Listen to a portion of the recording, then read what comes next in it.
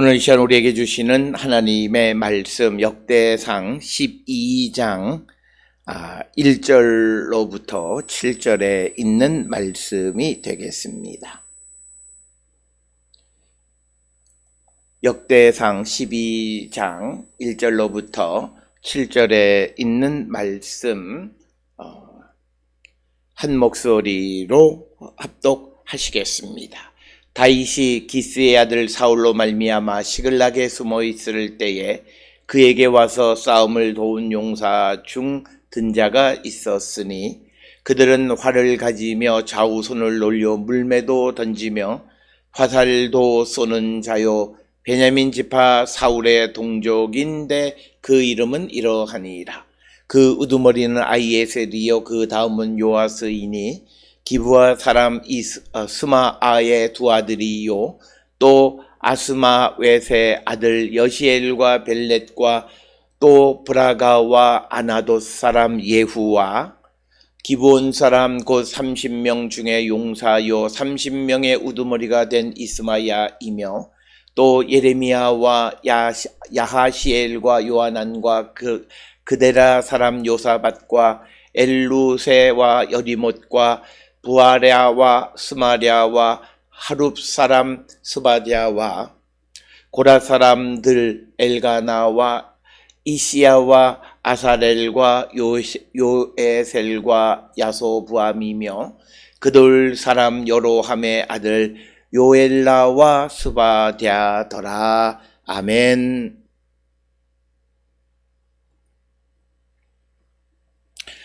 오늘 우리가 함께 읽은 역대상 12장 1절로부터 7절에 있는 말씀은 이제 다윗이 시글락에 숨어 지낼 때에 다윗을 도운 소위 베냐민 지파 사람들에 대한 이야기. 특별히 오늘 주시는 본문의 1절에 의하면 다윗이 기스의 아들 사울로 말미암아 시글락에 숨었을 때에 그에게 와서 싸움을 도운 용사 중에 든 자가 있었으니, 그래서 오늘 주시는 본문에서 12장 1절부터 7절까지는 소위 베냐민 지파 사람들 가운데에서 다윗을 도운 사람, 그리고 또 8절로부터 이어지는 말씀에서는 또 갓지파 사람들 가운데에서, 그리고 또 16절 이하에서는 유다 지파 가운데에서, 19절에서 이하에서는 므낫세 지파 가운데에서 다윗을 도운 사람들의 이야기가 22절까지 기록이 되어 있습니다.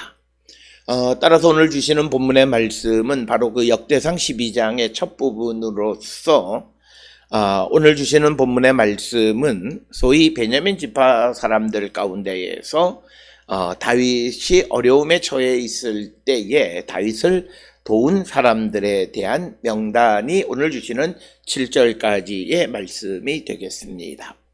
특별히 오늘 주시는 본문 1절에 의하면 다윗이 시글락에 숨어 있을 때에 이렇게 기록이 되어 있습니다.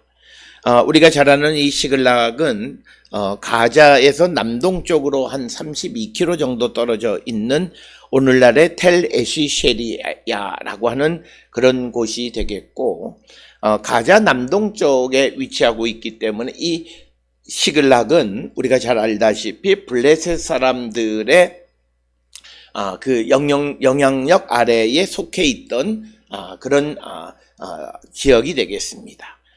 특별히 우리가 이 사건은 사무엘상 27장 2절로부터 6절에 의하면 다윗이 사울을 피하여 600명과 함께 가드왕 마옥의 아들 아기스에게로 갔을 때 아기스가 다윗에게 시글락을 주었다라고 하는 사무엘상 27장의 말씀이 있고, 아마도 오늘 주시는 이 1절에 시글락에 숨어 있을 때라고 하는 것이 사무엘상 27장 2절로부터 6절이 배경이 되지 않았겠는가, 이렇게 우리가 추정을 할 수 있는 그런 말씀이 되겠습니다. 그래서 오늘 주시는 본문의 말씀에 중요한 것은 다윗이 사울 때문에 어려움에 처해 있을 때, 즉 시글락으로 도망가서 숨어 있을 때에 그를 도운 용사가 있었고 그 중에 든 자들의 이름이 기록이 되어 있는 것이 오늘 주시는 12장 특히 1절로부터 7절은 베냐민 지파 사람들 가운데에서 그런 사람들의 이름을 기록하고 있는 것이 오늘 주시는 말씀이 되겠습니다.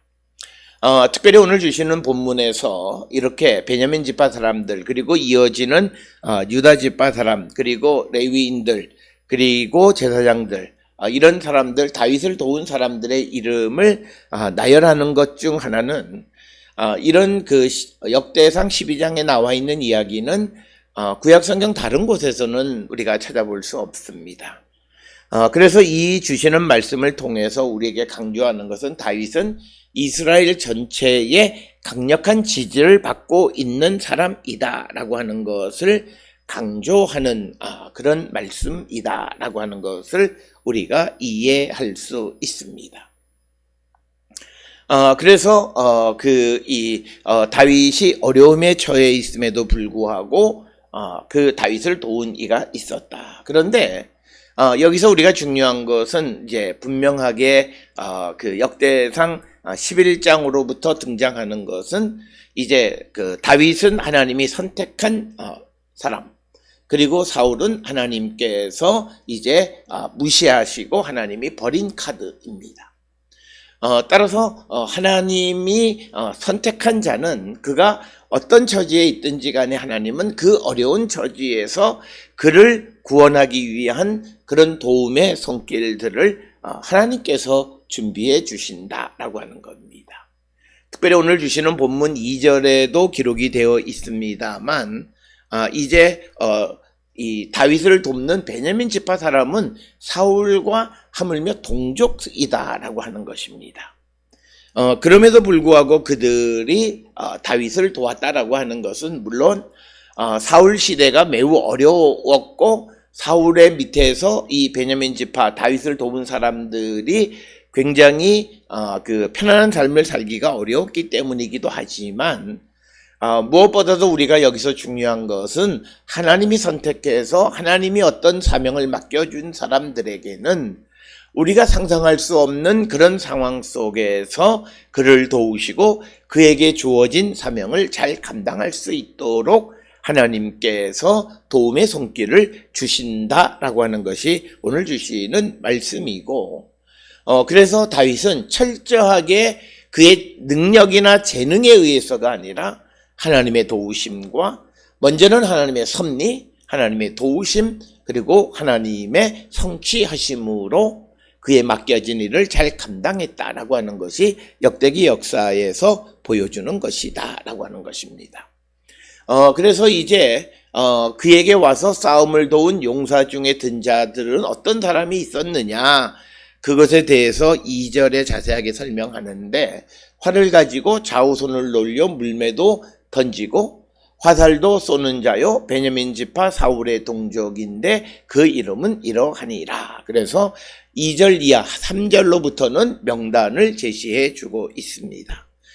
오늘 주시는 본문의 2절에 보면 이들은 그 활을 쏘는 사람들이다라고 하는 것입니다. 그리고 또 양손을 놀려서 물매를 던지는 사람들이었다라고 하는 것입니다. 특별히 우리가 성경을 통해서 보면 이 베냐민 지파 사람들이 활을 잘 쏘는 것은 역대상 8장의 울람의 아들에 관한 이야기에서도 보면 그 족보 속에서도 그 울람의 아들이 활을 잘 쏘는 용사였다 이렇게 기록을 하고 있는 것을 우리가 볼 수 있습니다. 역대상 8장 40절에 울람의 아들은 다 용감한 장사요 활을 잘 쏘는 자라라고 하는 말. 그래서 오늘 주시는 본문의 말씀에 2절에서도 그들은 활을 가지고 활도 쏘는 자 그리고 좌우의 손을 놀려서 물매도 던져 양손제비였다라고 하는 것을 우리에게 보여주는 그런 말씀이 되겠습니다. 그러면서 거기에 속한 사람들의 명단이 어떤 사람이냐라고 하는 것이 오늘 주시는 3절 이하로부터 등장하고 있는데 3절에 의하면 그 우두머리가 아히에셀이다 이렇게 기록을 하고 있고 그 다음이 요아스 근데 이 사람들은 기브아 사람 스마야의 두 아들이요. 그 다음에 또 아스마웻의 아들 여시엘과 벨렉과 또 브라가와 아나도 사람 예후. 그래서 오늘 주시는 이 본문의 말씀, 특히 3절에서 강조하는 것이 뭐냐면 이 기브아 사람, 그리고 또 아나도 사람, 이런 사람들이 이제 다윗을 도왔다라고 하는 겁니다.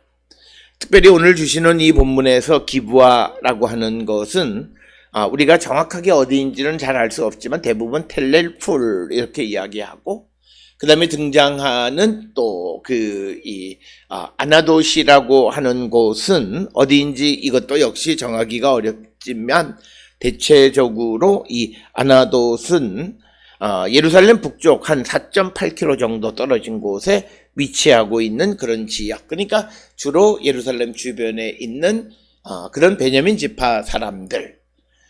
그런데 여기에서 기브아, 아나돗 이런 지역들, 특히 기브아는 무엇보다도 사울의 고향으로 우리가 보통 추정하는 곳이고, 기브아에서 처음으로 사울의 왕국을 건설했고, 거기에서 고고학적으로 올브라이트라고 하는 사람은 사울의 왕궁터도 발견했다라고 하는 것입니다. 그래서 여기서 중요한 것은 바로 사울을 지지해주던 지지 기반이었던 중요한 곳 기브아와 아나돗에 있는 사람들이 다윗을 도왔다라고 하는 사실에 우리는 주목해야 합니다.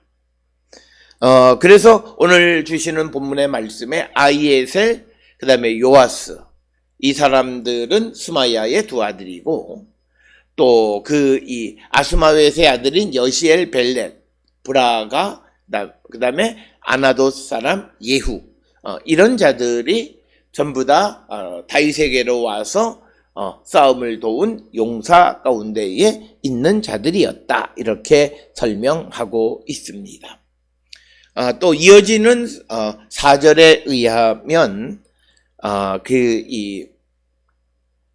기브온 사람 30명 중에 용사여 30명 중에 우두머리가 된 이스마야이며, 또 예레미야와 야히엘과 요하난과 그레데 사람 요사박과 5절에 엘루세와 여리목과 브라야와 스마랴와 하룹 사람 스바랴와 고라 사람들 엘가나와 이시야와 아사렐과 요에셀과 야소부함이며 그들 사람 여로함의 아들 요엘라와 스바랴더라, 이렇게 이야기합니다. 따라서 오늘 주시는 본문의 4절에서는 기브온 사람들이 도왔고, 그리고 또 4절에 등장하면 그데라 사람이 도왔고, 그리고 또 6절에 보게 되면 이제 고라 사람들이 도왔고, 그 다음에 7절에는 그돌 사람들이 도왔다. 그래서 베냐민 지파의 중요한 곳에, 중요한 지역에 있는 모든 사람들이 사울 대신에 다윗을 도왔다라고 하는 것이 오늘 주시는 12장 1절로 7절에 있는 말씀이 되겠습니다.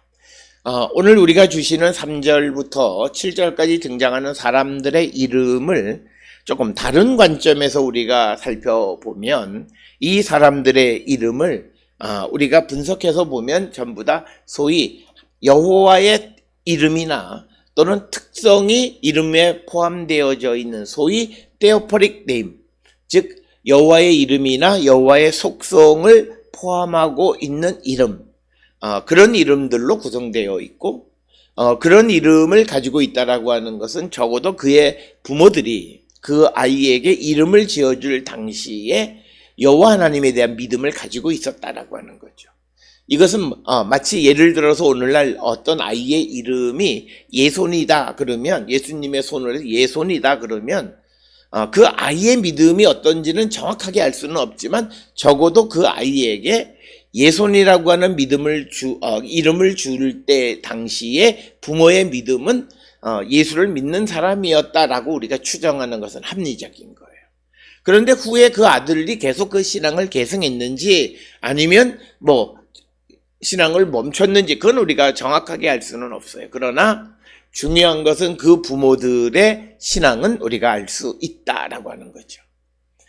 이런 연구를 하는 것을 우리가 프로소포그라피다 이렇게 이야기를 합니다. 이런 프로소포그라피는 어떤 자료가 충분하지 않는 곳에 있는 그런 시대를 살아가는 사람들 사회의 현상을 파악하는데 우리에게 도움을 주는 그런 학문의 영역이 되겠습니다. 그런 관점에서 오늘 등장하는 3절로부터 7절에 등장하는 사람들의 이름을 우리가 한번 살펴볼 필요가 있습니다. 특별히 오늘 주시는 본문에서 3절에 등장하는 사람들 가운데 아이에셀이라고 하는 말, 우리가 잘 알다시피 이 아이에셀은 나의 형제는 도움이다. 그래서 이건 전형적인 이 도움, 에셀, 이것은 하나님의 에벤 에셀 이런 것처럼 전형적인 테오포릭 네임이고, 그 다음에 이제 요아스라고 하는 것은 여호와에 의해서 주어진, 그래서 요라고 하는 것이 들어있기 때문에 역시 이것도 여호와 하나님을 섬기는 자들에 의해서 주어진 이름이고, 또 그 다음에 등장하는 스마야는 조금 이름 정확하게 알 수가 없지만 이스마웻이라고 하는 이것은 죽음에 강한, 죽음을 저항하는 이런 뜻입니다. 역시 이것도 하나님의 속성과 같은 이름을 가지고 있고, 그 다음에 등장하는 여시엘은 하나님의 모임이란 뜻이고, 벨렛은 구원이란 뜻이고, 그 다음에 브라가라고 하는 것은 우리가 잘 아는 것처럼 축복이라는 뜻이고, 예후는 그가 여호와이다 라고 하는 뜻입니다. 따라서 오늘 주시는 3절에 등장하는 아이에셀, 요아스, 그 다음에 스마아, 그리고 이스마웻, 여시엘, 벨렛, 브라가, 아나도 사람, 예후, 이 8명의 이름 가운데 한 사람의 이름 스마아만 제외하고는 대부분의 이름들이 여호와의 이름이거나 여호와의 속성을 나타내는 그 요소가 이름 속에 들어있다. 소위 테오포릭 네임을 가지고 있다라고 하는 거죠. 그러면 대부분의 사람들이 하나님을 섬기는 가문의 출신들이다라고 하는 거예요. 오늘날은 부모의 신앙과 자녀의 신앙의 일치를 하는 가정도 있고 그렇지 않는 가정들도 많이 있지만, 고대 사회 속에서는 전통이 자연적으로 계승되어지던 그런 시대가 고대 사회의 특성입니다. 그것이 이제 폐쇄성 중에 하나인데, 그렇기 때문에 오늘 주시는 본문에 아이에셀이라고 하는 이름을 지어준 부모의 신앙을 아이에셀도 계승했을 가능성이 높다라고 하는 거예요. 그것이 이제 우리가 고대 시대를 보는 합리적 추론이다. 그런데 이것을 오늘날 상황을 통해서 그게 그러지 않을 다른 신앙을 그게 거의 불가능하다라고 하는 거죠. 이것이 고대 시대의 특성이다라고 하는. 그래서 3절에 등장하고 있는 사람들의 이름을 우리가 살펴보면 대부분의 이름이 여호와 하나님의 이름이나 속성을 포함하는 테오포릭 네임을 가지고 있다. 이 말은 하나님을 숭배하는, 하나님을 경배하는 사람들의 가문 출신들이다라고 하는 것을 우리에게 보여주고 있습니다. 또 이어지는 4절에 나타나는 이름들을 보게 되면 특별히 오늘 주시는 이름에 이스마야라고 하는 거예요. 이스마야는 여호와께서 들으실 것이다 라고 하는. 그 다음에 예레미야는 여호와께서 지명하셨다라는 뜻이고, 야하시엘이라고 하는 말은 여호와의 바라봄. 그 다음에 요호나는 여호와께서 우하게 하셨다. 요사밧은 여호와께서 주셨다라는 뜻이에요. 그러면 4절에 등장하는 이스마야, 예레미야, 야하시엘, 요하난, 요사밧 모두가 테오포릭 네임이고, 특별히 여기에서는 야 또는 요라고 하는 여호와의 이름이 좀 더 많이 들어있는 그런 테오포릭 네임을 우리가 볼 수 있습니다. 따라서 이들도 여호와 하나님을 숭배하는 가정 출신으로서 그들이 여호와 하나님을 섬기는 자들이었다라고 우리가 추정할 수 있습니다. 또 5절에 등장하는 엘루세라고 하는 말은 하나님은 나의 힘이시다.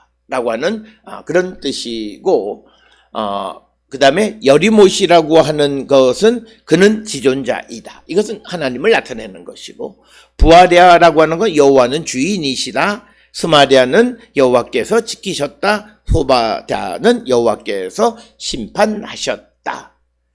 그래서 5절에 등장하는 모든 이름 역시도 테오포릭 네임이다 라고 하는 겁니다.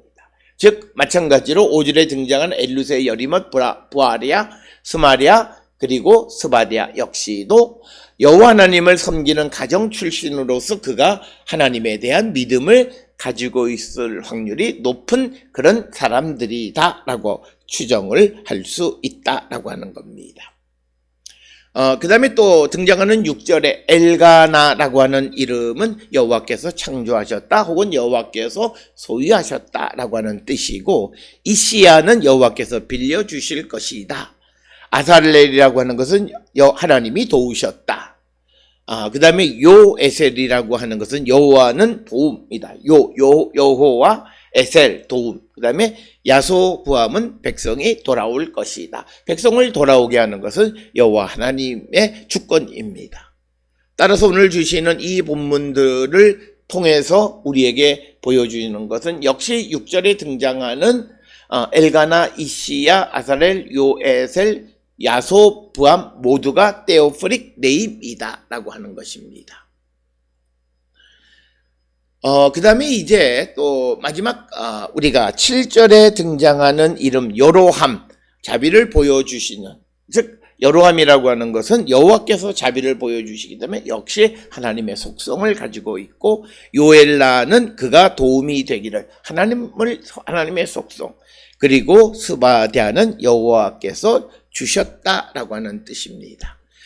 이렇게 되어지면 12장 3절로부터 7절에 등장하는 베냐민 지파의 사람들 가운데에서 다윗을 도왔던 그 용사들의 이름을 분석해 보면 그들은 여호와 하나님에 대한 믿음을 가지고 있었을 확률이 높은 그런 사람들이다. 즉 우리가 앞에서 설명한 테오포릭 네임, 즉 프로소포그라피아를 통해서 그들의 신앙을 추정할 수 있습니다.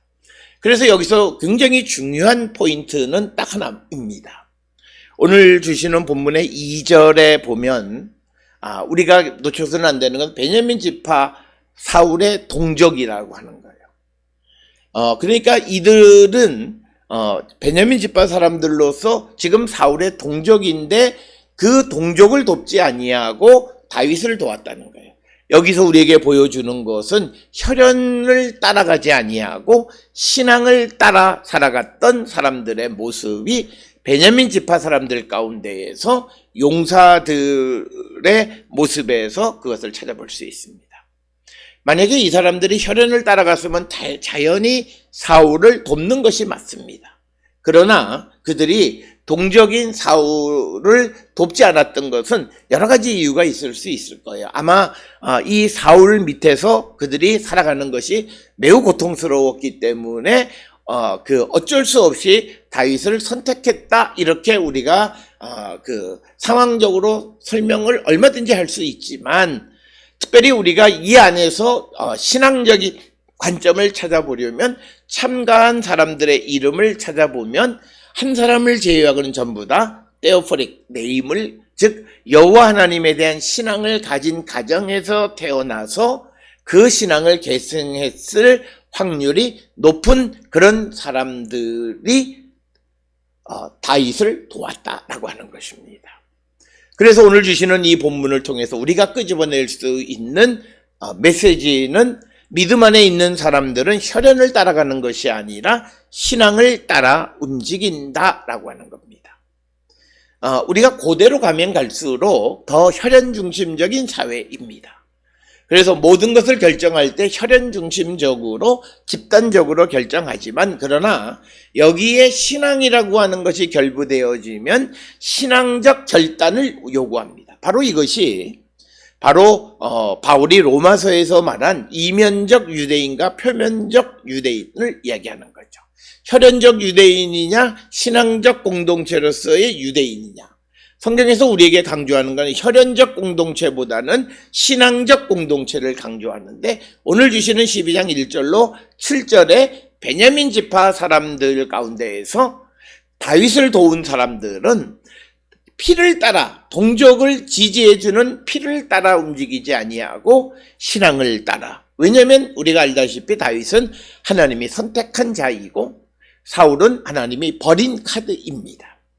그래서 이들은 혈연으로는 사울로 움직여져야 되지만 신앙으로는 다윗에게로 기울어질 수밖에 없다. 그래서 오늘 주시는 이 역대기서에 나타난 베냐민 사람들이 다윗을 돕는 이야기를 통해서 우리에게 주어지는 메시지는, 믿음의 공동체는 혈연의 공동체를 넘어서는 것이다.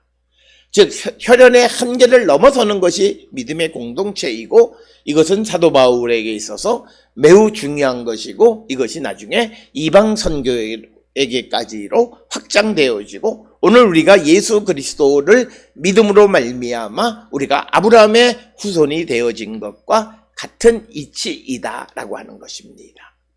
따라서 오늘 주시는 본문의 말씀을 통해서 우리는 우리가 정말 혈연 중심의 공동체인지 신앙 중심의 공동체인지를 돌아봐야 합니다.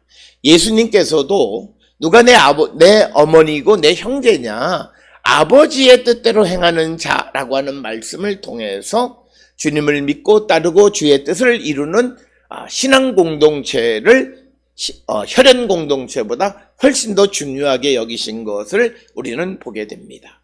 바로 그런 전통이 오늘 주시는 역대상 12장 1절로 7절에 나타나는 역대기 역사 속에서 등장하고 있다라고 하는 겁니다. 여러 차례 말씀을 드렸습니다만 이 역대기서에 나타나 있는 어떤 신앙적, 사상적인 흐름은 이것이 나중에 신약시대로 넘어가고, 그리고 바울에게도 큰 영향을 끼치게 된다. 특별히 우리가 역사적으로 특히 이 역대기서가 기록되어진 것은 학자들의 논쟁이 많이 되어지는데, 주전 4세기 또는 주전 2세기, 심지어는 주후에 그래서 많은 사람들은 주전 2세기경, 그러면 주전 2세기경으로부터 이제 새로운 우리가 흔히 중간기인데 그때부터 신약시대의 배경이 형성되어지는 겁니다. 바로 그때의 사고를 그대로 내포하고 있는 것이 바로 역대기서이다. 그래서 이 역대기서는 우리가 구약과 신약을 가교하는 굉장히 중요한 책이다. 따라서 오늘 주시는 1절로부터 7절에 주시는 말씀에서 사울의 동족인 베냐민 지파 사람들이 다윗을 도왔다라고 하는 것은 그 도운 사람들의 이름을 살펴보니 한 사람만 제외하고 나머지 모두가 여호와의 이름 혹은 여호와의 속성을 내포하는 소위 테오포릭 네임을 가지고 있는, 즉 여호와 하나님을 경배하는 사람들이었다고 추정할 수 있습니다. 그래서 그들의 신앙적 어떤 그런 공동체가 이 혈연 공동체보다 우월하다라고 하는 거죠.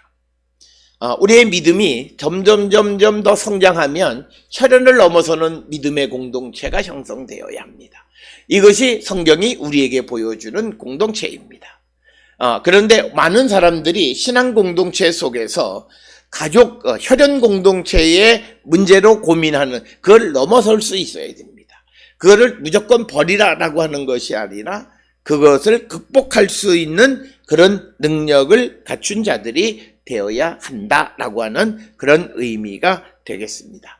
따라서 오늘 주시는 본문의 말씀을 통해서 베냐민 사람들 가운데에서도 다윗을 도운 자들이 있었다라고 하는 것, 그들은 하나님의 뜻을 따라 움직여지는 그런 신앙 공동체에 속해 있었던 사람들이었다라고 하는 것을 기억하시면서, 우리가 주님의 부르심에 항상 어떤 역할을 감당하는 자가 될 수 있으려면 믿음 안에 있는 신앙 공동체에 속한 자가 되어야 함을 우리에게 가르쳐 주시는 말씀이 되겠습니다.